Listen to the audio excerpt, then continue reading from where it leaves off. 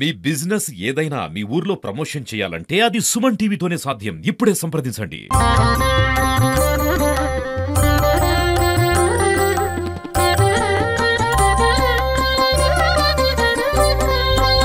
Suman TV ప్రేక్షకులందరికీ తెలుగు నూతన సంవత్సర శుభాకాంక్షలు. రాబోతున్నది విశ్వాసనామ సంవత్సరము. ఈ సంవత్సరము అన్ని రాశుల వారికి కూడా మిశ్రమ ఫలితాలను చూపిస్తున్నది. అసలు ముందు ఉగాది అంటే ఏంటో మనం తెలుసుకుందాం. ఉగాది అంటే యుగానికి ఆది. అయితే ఈ ఉగాది ఎట్లా జరుపుకుంటాం? ఈ ఉగాది ఈ చైత్ర మాసంలోనే ఎందుకు జరుపుకోవాలి?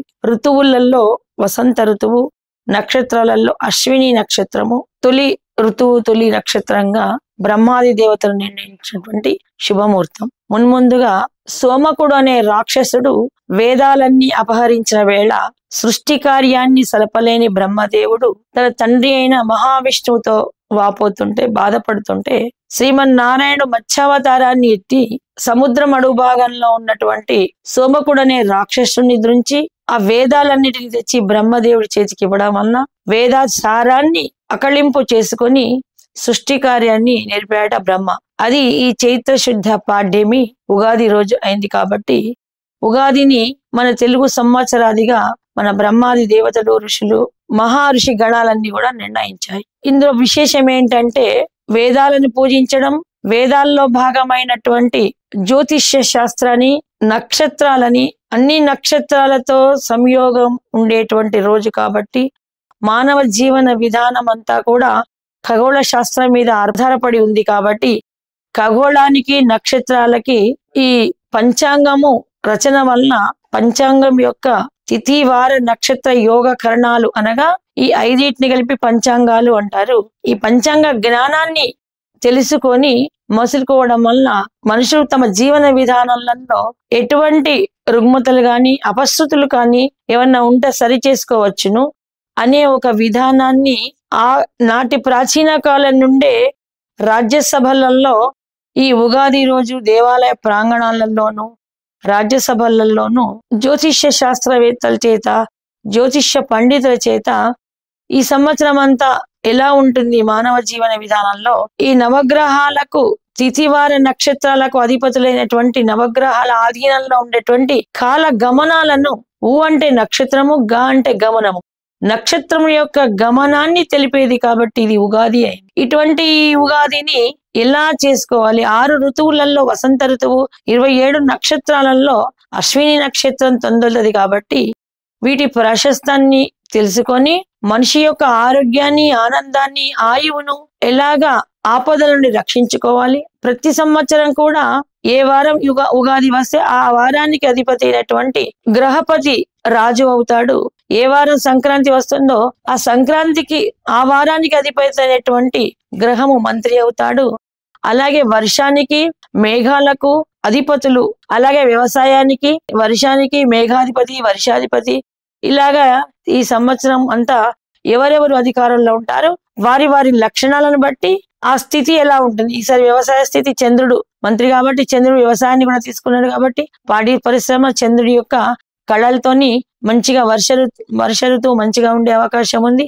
ప్రతి సంవత్సరము ఎవరు రాజయ్య ఉంటారో, ఎవరు మంత్రి అయి ఉంటారో, ఎవరు వర్షాధిపతి, ఎవరు మేఘాధిపతి, ఎవరి సస్యాధిపతి, విద్యాధిపతి, ఇలాగా అన్ని శాఖల మంత్రులు ఎలా ఉంటారో వాళ్ళ యొక్క విలువను బట్టి, వాళ్ళ యొక్క వ్యక్తిత్వాన్ని బట్టి, వాళ్ళ యొక్క పనితనాన్ని బట్టి ఆ ఋతువులో ఉండేటువంటి దానికి సంబంధించిన వస్తువులు, భూముల ఖనిజాలు ఇవన్నీ కూడా ఎలా ఎక్కువ ఉత్పత్తిని ఇస్తాయో.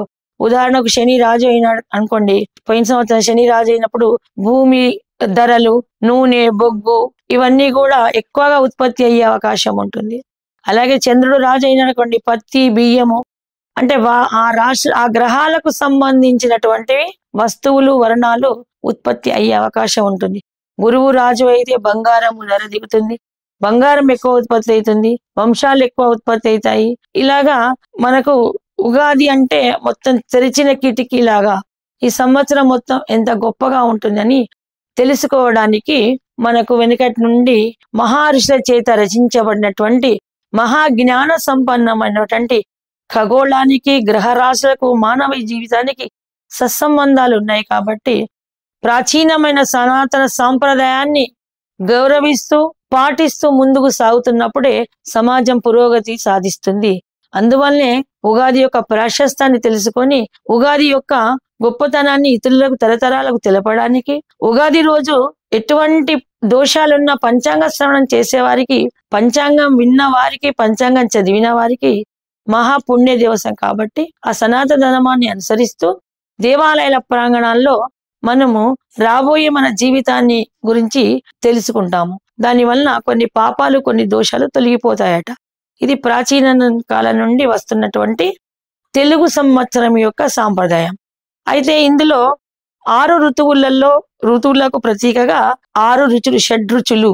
మనం పంచాంగం అంటే 5 అంగాలు కలదని చెప్పుకున్నాము, తిథి వార నక్షత్ర యోగ కరణాలని. అలాగే ఇప్పుడు 6 ఋతువులకు సంబంధించి తీపి, ఒగరు, చేదు, పులుపు ఇటువంటివన్నీ సాంప్రదాయంగా మనకు ప్రకృతి సహజ సిద్ధంగా ఇచ్చేటువంటి వేపపూత నుండి అన్ని ఆరోగ్య మూలకమైనటువంటి దాని నింబ లేఖ్యము, నింబలేపనము, వేప పచ్చడిని నింబలేఖ్యము అంటాము. ఇది పొద్దున్నే పరిగడుపున తొందరతో తలస్నానం చేసి దైవాన్ని పూజించుకొని మనము దైవ దర్శనం చేసుకొని నూతన వస్త్రాలు ధరించి కొత్త సంవత్సరము, కొత్త రోజును చాలా పవిత్రంగా మొదలు పెట్టాలి. కాబట్టి భావ్యంతరంగా శుచి అయి ఉండాలి. భావ్యం అంటే శరీరానికి అవసరమైనటువంటి అలంకారాలు, స్నానాలు, వస్త్రధారణ, బొట్టులు, గంధాలు, భస్మలేపనాలు, కాటుక. స్త్రీలైతే స్త్రీకి సంబంధించిన అలంకరణలు, పురుషులైతే పురుష సంబంధించిన అలంకరణలు చేసుకొని నూతన వస్త్రాలను ధరించి భాగ్యంగా సుందరంగా ఉంటాం. అంతర్గతంగా ఉండేటువంటి అంటే శరీరంలో అపాన వాయువులు, అరగని తేనుపులు రావడము, శుచి శుభ్రంగా ఉండాలంటే దేవుడికి నివేదించినటువంటి నింబలేహ్యాన్ని అంటే వేప పచ్చడిని తినాలి. ఆ వేప పచ్చట్లు ఏంటంటే వసంత ఋతువుకు సంబంధించినవి. ఇప్పుడు కొత్త పూతలు, ఆకంత రాలిపోయి కొత్త కొత్త లేత చిగుళ్ళు వస్తాయి. వేపకు కొత్త పూత ఉంటుంది. వేప పూత వలన రక్తశుద్ధి అవుతుంది. వేప పూతను, కొత్త చింతపండు, కొత్తగా మామిడికాయలు వస్తాయి. ఆ మామిడి పిందెల యొక్క ఒగరును, వేప చేదును, చింత పులుపును, కొత్త బెల్లం వస్తుంది, బెల్లం యొక్క తీపిని, ఇటువంటి 6 రుచులు అరటి పండ్లను నివేదించడము.